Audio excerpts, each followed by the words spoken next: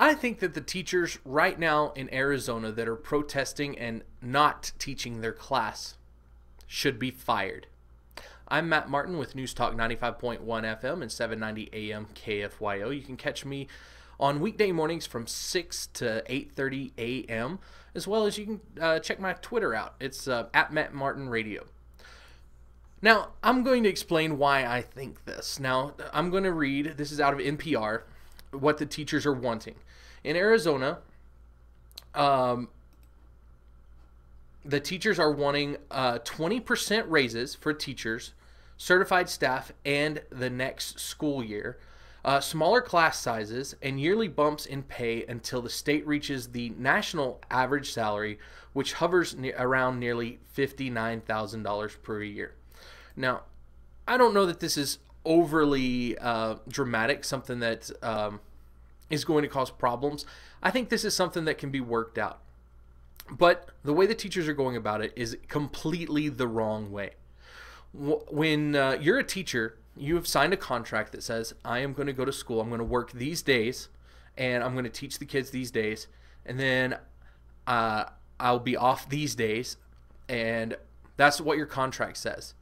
Well, instead, what the teachers have decided to do is they've decided to protest and not go to school. And what that's done is 75% of the students in Arizona now are at home.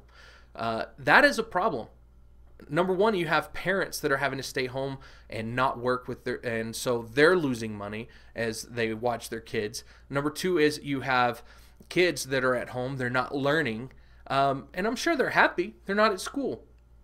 And I'll tell you what, I think that those teachers should be fired. They didn't show up to school. They completely harmed the system, and they should have to, if they want their job back, they should have to start over as a first-year teacher with first-year pay.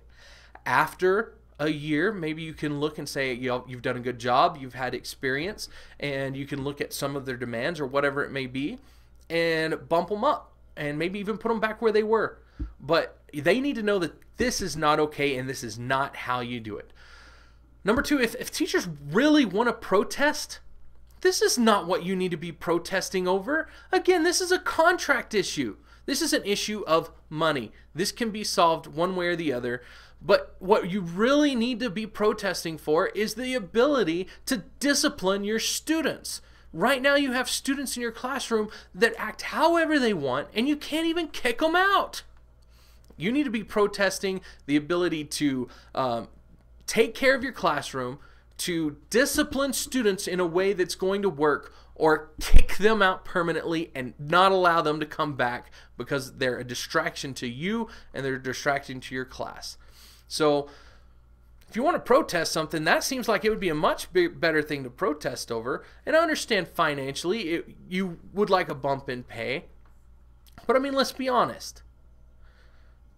That, again, is something that you can negotiate at the end of your contract before you start again. And if you get enough teachers together, 40,000 teachers not signing the next contract, that would be a huge deal to a state, and they would probably find a way to make it happen.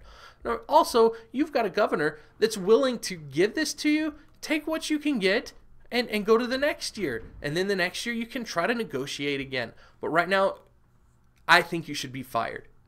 If you don't show up to your job, and you don't have a better reason than I just want a raise and I don't want to fulfill the contract I've already signed, you should be fired. And that's my opinion.